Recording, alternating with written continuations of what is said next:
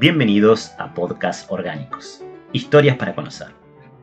En esta oportunidad vamos a hablar de la morfina, una sustancia que cambió el curso de nuestra medicina y tuvo un gran impacto en la historia de nuestra humanidad. La morfina es una sustancia analgésica que ha revolucionado el tratamiento del dolor, aliviando procesos como cirugías, infecciones y otras enfermedades. Además de esas potentes propiedades analgésicas, la morfina genera sensación de bienestar y euforia, por lo cual también ha sido muy codiciada por hombres y mujeres a lo largo de la historia. A su vez, sabemos hoy en día que presenta otro peligro latente, el de la adicción. La morfina se encuentra en la naturaleza como uno de los principales componentes del llamado opio. ¿Qué es el opio? Es el exudado lechoso que se produce al hacer pequeños cortes en la cápsula de la planta de la amapola, la llamada Papaver somniferum. Recién hace poco más de 200 años sabemos que este jugo lechoso o látex, que al contacto con el aire se torna color amarronado, contiene morfina, además de muchas otras sustancias. Se postula que los efectos del opio son conocidos desde el 3400 a.C., donde los sumerios en la Mesopotamia cultivaban una planta referida como la planta del goce, que podría referirse a la amapola. El cultivo de esta planta pasaría de los sumerios a los asirios y continuaría con los babilonios, para finalmente llegar a los egipcios. Posteriormente se distribuiría en el Mediterráneo y zonas europeas, y sabemos que fue Alejandro Magno quien en el 330 después de Cristo introduce el opio en la India, a partir de donde llegará a la China. Es Hipócrates, el padre de la medicina, que reconoce las propiedades medicinales del opio, y en 1500 después de Cristo es Paracelso, el famoso alquimista y padre de la toxicología, el cual introduce el láudano, una solución de opio compuesta por vino blanco, azafrán, clavo de olor y canela. El poder medicinal del láudano fue reconocido inmediatamente y adquirió una gran popularidad, siendo una de las pocas preparaciones que podían producir sueño. Sin embargo, el láudano y otras preparaciones hechas a partir de opio presentaban un problema. Era muy difícil saber cuán potente iba a ser, ya que en algunos casos el opio que se usaba era de buena calidad, pero en otros venía adulterado y presentaba poca capacidad narcótica. Por lo tanto, los médicos no sabían a ciencia cierta cómo a uno le podía ir con el opio. En algunos casos, las preparaciones tenían una potencia severa, produciendo un sueño muy profundo. En otros casos, apenas generaba una ensoñación con cierta actividad analgésica, y en otros casos no pasaba nada. Entonces había un riesgo claro en tomar estas preparaciones.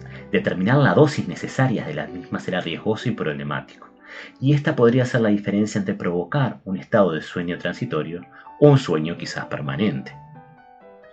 Este problema se resuelve hacia 1805 gracias a un joven farmacéutico alemán de 22 años llamado Friedrich Serturner, quien trabajó sobre el opio, intentando aislar su componente activo.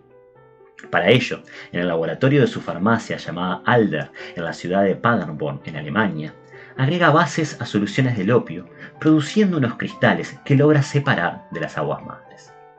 Serturner agarra estos cristales y se los administra a algunos animales, donde logra producirles un sueño feroz, dándose cuenta de que estos cristales son el componente, el principium somniferum del opio, y lo bautiza morfina, recordando a Morfeo, el dios del sueño.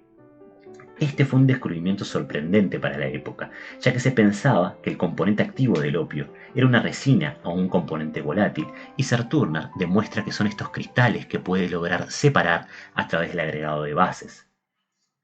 Serturner también prueba la actividad fisiológica de estos cristales sobre él mismo y sobre 3 conocidos una noche en su laboratorio. Prueban tan solo 90 miligramos de este sólido disuelto en alcohol para darse cuenta de su tremenda potencia. Serturner y sus compañeros, combatiendo el sueño y en un estado casi semiconsciente, logran combatir esta intoxicación aguda administrándose a él mismo y a sus pacientes una sustancia para vomitar. Fue luego de este valiente experimento en el cual pudieron determinar una dosis más segura y más correcta de la morfina para inducir un sueño analgésico. De esta manera, se superaba el problema anterior de la dosis del opio, porque ahora se podía contar con su componente activo de forma pura, y a partir del peso adecuado de esta sustancia, generaba una dosis terapéutica y segura, lo que revolucionó su uso en la medicina. Hacia 1827, la industria Merck comienza a producir morfina, la cual se produciría en toneladas en los próximos años. Es en 1853 donde ocurre otro invento que sería fundamental para la administración de la morfina. Aparece la aguja hipodérmica, inventada por el Dr. Alexander Wood. Wood ideó este instrumento para ayudar a aliviar el dolor de su esposa, Rebecca Massey, quien padecía un cáncer por entonces incurable, inyectándole morfina con frecuencia. Algunas hipótesis indican que Rebecca fue la primera adicta a la morfina, que falleció por una sobredosis administrada con el invento de su marido, siendo evidente así otro costado peligroso y delicado de la morfina, su capacidad adictiva. Durante todos estos años de uso de morfina, no se conocía su estructura química.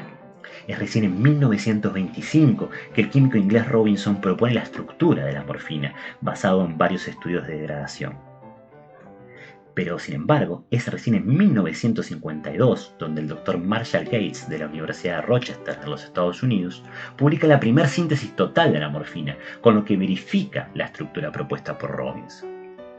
De esta manera, podemos ver que la humanidad utiliza el opio, a lo que le llamamos comúnmente una droga vegetal, por más de 5.000 años sin conocer su composición, y luego de aislar su componente activo en 1805, la morfina, este compuesto puro, al cual podemos denominar fármaco, este se utiliza como un medicamento durante muchísimos años, todavía sin confirmar su estructura química. Pero aún así, luego de 1952, con la estructura química conocida, todavía faltaba mucho por conocer. Porque, ¿dónde actuaba la morfina? ¿Dónde actúa la morfina en el organismo? ¿Cómo es la base molecular de estos efectos analgésicos? ¿De qué depende su actividad adictiva? Recién en 1973 se descubre un receptor a nivel del tejido nervioso, que se denomina receptor opioide, a donde la morfina se unía, encontrando de esta manera un blanco farmacológico para la misma. De esta manera comienza otra era para entender su mecanismo de acción. A pesar que el descubrimiento de fármacos que seguimos hoy en día es un proceso completamente diferente, la historia de la morfina nos muestra el tiempo, el esfuerzo y las vidas que fueron necesarias para poder descubrir y sobre todo aprender a utilizar bien sus propiedades medicinales, disminuyendo de esta forma sus riesgos y potenciando sus beneficios.